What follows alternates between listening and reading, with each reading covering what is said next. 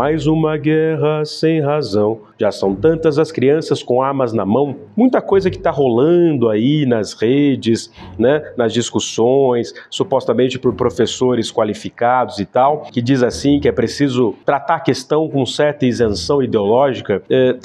Carrega consigo uma enorme falácia. Como dizia o grande historiador britânico Eric J. Hobsbawm, que nasceu no auge da Era dos Impérios, os historiadores existimos para lembrar aquilo que alguns poucos querem esquecer, que a história é disputa, que a história é trauma, que a história sempre foi violenta. O primeiro ponto importante dessa guerra é entre o Hamas, que faz parte ali do grupo palestino, e o Estado de Israel, é que lá no final da Segunda Guerra Mundial, diante da destruição provocada pelo nazismo do Hitler, diante do holocausto terrível contra o povo judeu, os campos de concentração e todos os horrores implacáveis dessa razão levada ao extremo frio e calculista dos nazistas, houve todo um apelo a partir da criação, inclusive, da ONU, né, da Organização das Nações Unidas, mas também em função de tratados anteriores, com promessas da Inglaterra, das potências imperialistas, lá na Primeira Guerra Mundial ainda, que era a criação de um Estado de Israel na região do Oriente Médio, como reivindicação do povo judeu em diáspora e um povo judeu perseguido ao longo da história, várias vezes, diversas vezes, que deveria voltar então ao seu Estado, à sua região, à sua terra sagrada original. E isso é fundamental para se entender a própria história, a cultura e a religião do povo judaico, reivindicando legitimamente o seu espaço de origem, de gênese, de afeto cultural e religioso.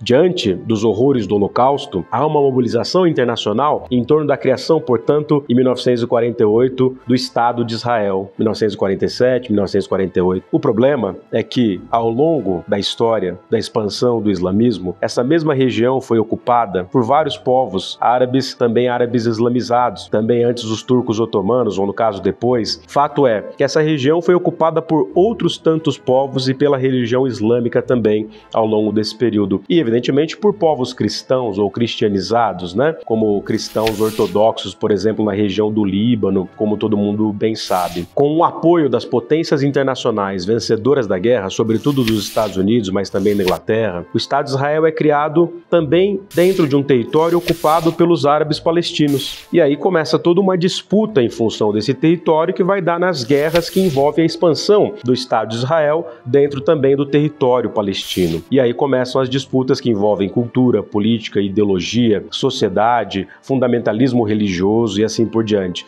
Por isso que muita coisa que está rolando aí nas redes, né, nas discussões, supostamente por professores qualificados e tal, que diz assim que é preciso tratar a questão com certa isenção ideológica, carrega consigo uma enorme falácia, porque se a gente for considerar que todo povo tem direito à sua autodeterminação, sobretudo lá atrás, desde a descolonização, né, após a Segunda Guerra Mundial, as potências imperialistas sendo questionadas, né, na África, na Ásia, e a questão que ainda é a questão do século XXI, ou ainda era a última grande questão do século XX, como dizia o grande Eduard Said, que é a questão da Palestina. Afinal, o que acontece ali na Palestina, que grupos árabes palestinos e islâmicos serão considerados por muitos, ou por muitas visões distorcidas do Ocidente, como menos merecedores de um território igualmente justo e sagrado? Esse é o ponto crucial que está colocado na questão, não é?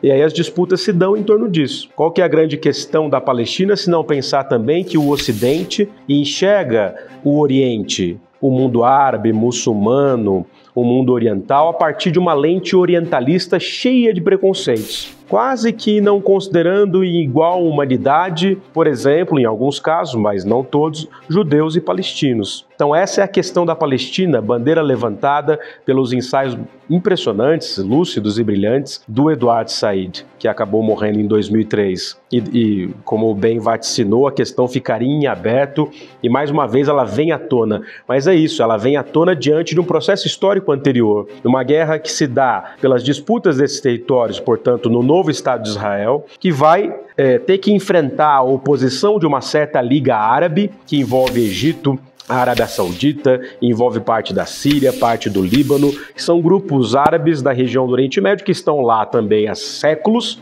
não é? E que vão ver com muito maus olhos essa posição do novo Estado de Israel, com muito poder, com muito apoio dos Estados Unidos, a maior potência militar de todos os tempos, e que, evidentemente, em função disso, com armas um tanto desproporcionais do ponto de vista bélico, vai começar ali a ferver o caldeirão do Oriente Médio e, portanto, a questão da Palestina envolve essa disputa cruenta entre esses grupos. Ao longo do século XX, portanto, na segunda metade do século XX, Israel vai se expandindo.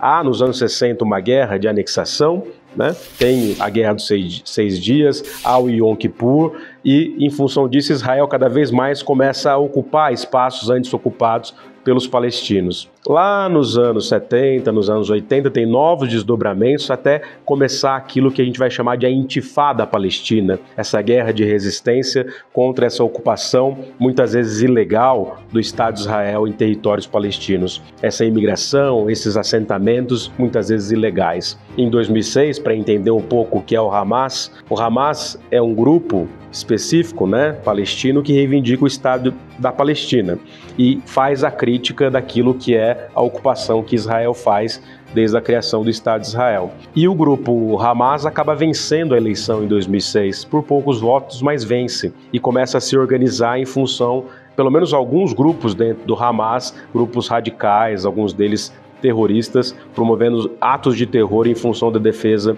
daquilo que é o direito legítimo de um eventual Estado da Palestina. Então, vem de 2006 para cá essa predominância do grupo Hamas, que significa, né, entusiasmo, significa aquilo que o fervor pela causa islâmica. Há um fundamentalismo aí evidente, não é? Como a gente viu nos ataques do dia 7 de outubro. Portanto, o Hamas acaba ganhando uma posição radical um pouco mais incisiva do que a Autoridade Nacional Palestina, ligada antes ao Fatah e ligada à grande figura do Yasser Arafat, mas o fato é que Fatah e Hamas brigam, então a Palestina tem uma disputa interna. O Hamas acaba ficando com a antiga faixa de Gaza, que foi ocupada antes pelos egípcios, por exemplo, e o Fatah ali com a região da Cisjordânia.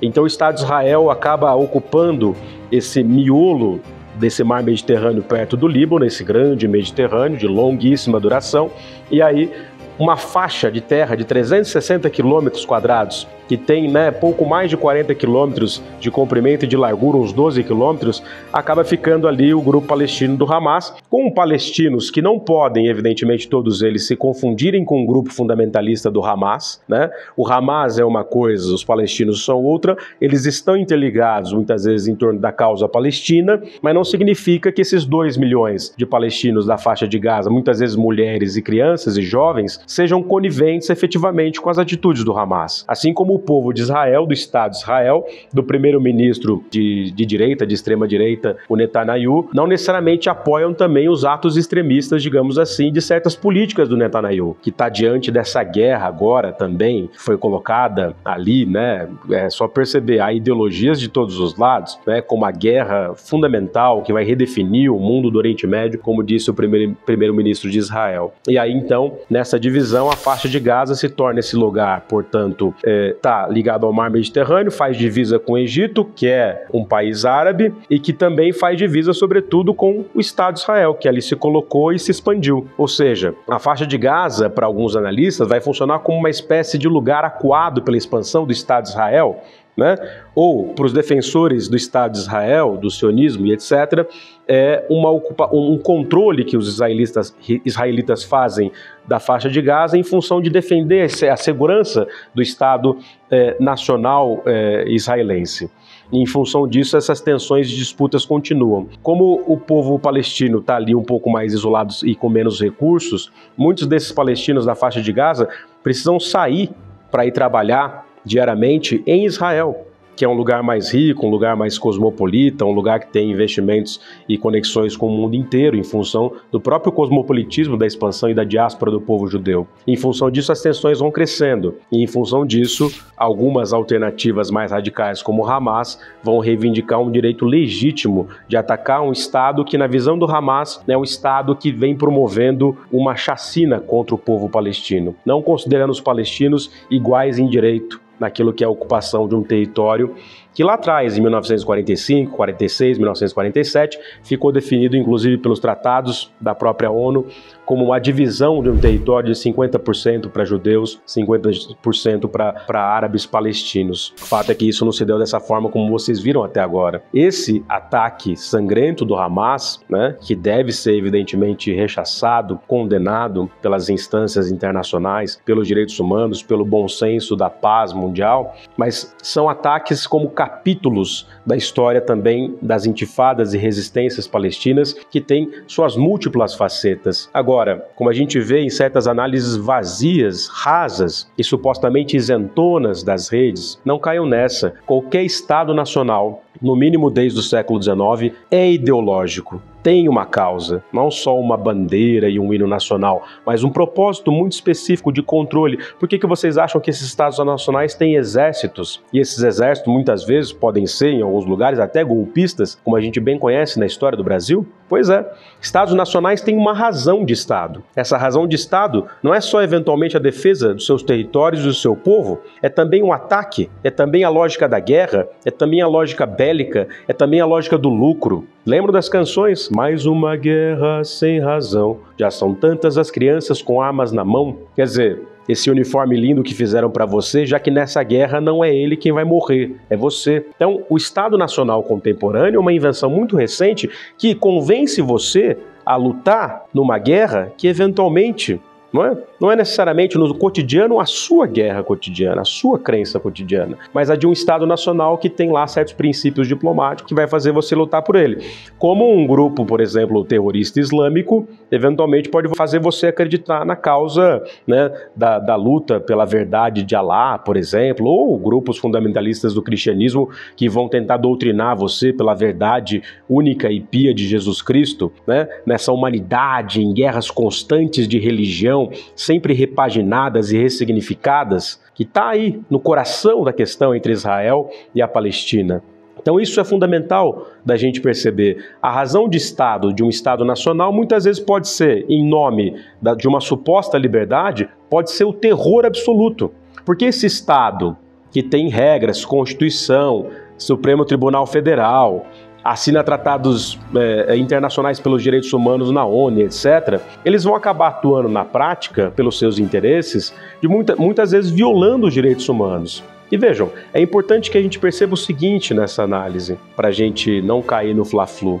É importante perceber que nessas disputas todas, esses povos todos têm a sua autodeterminação e o seu direito de existir enquanto povo, enquanto cultura, enquanto religião. Pelo menos é isso que a gente almeja, desde a Revolução Francesa e desde que se almejou como princípio universal de que todos somos iguais, nascemos iguais, temos direito à liberdade, à igualdade, à busca da felicidade. É isso que está em jogo. Mas muitas vezes o que a gente observa dentro do Estado Nacional é uma atuação que se põe como isenta e defensora de uma razão de Estado pela liberdade e proteção do seu povo, mas que vai usar de expedientes militares brutais, violentos e violadores dos direitos humanos para conseguir efetivamente a sua vitória, seja qual tipo de vitória for, a qualquer custo, como a gente bem vê nessas disputas todas. Não é? Então, assim, não sejamos ingênuos. Os Estados nacionais têm uma razão e muitas vezes essa razão pode ser o terror, que é aquilo que eventualmente a gente pode chamar de um Estado que provoca o terror. É só observar a história do Brasil. O Estado brasileiro, na sua gênese, na sua formação, é um Estado que promove o terror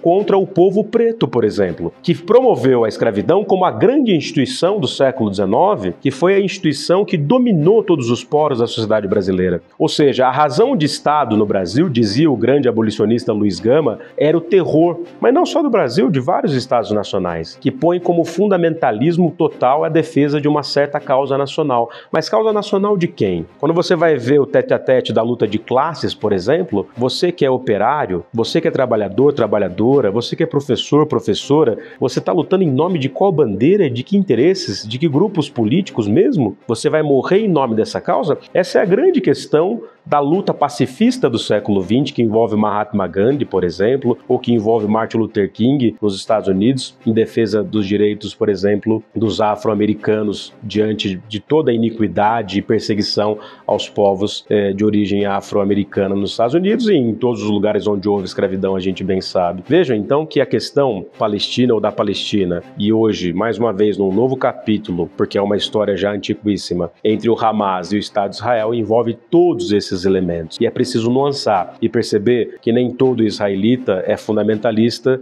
e quer apoiar, por exemplo, o Netanyahu. Como a gente vê, lá dentro de Israel há uma oposição também. A mesma coisa vale para os palestinos da Cisjordânia ou da faixa de Gaza, que não concordam com os atos de terror do Hamas, que são atos de terror aí replicados nas redes todas, descendo de paraquedas, sequestrando mulheres, sequestrando crianças, invadindo rave, matando jovens, né? Isso é inadmissível, inadmissível. Agora é preciso nuançar as coisas. Como eu disse no começo, não há ou não podemos fazer tábula rasa disso. Não podemos fazer disso uma torcida fla-flu. Há muito mais nuances, interesses escusos e problemas, evidentemente, dos dois lados. Que a guerra é problemática, a guerra é a violência. E esse problema começou com uma guerra e dificilmente, se isso continuar como está, acabará sem ser com uma guerra.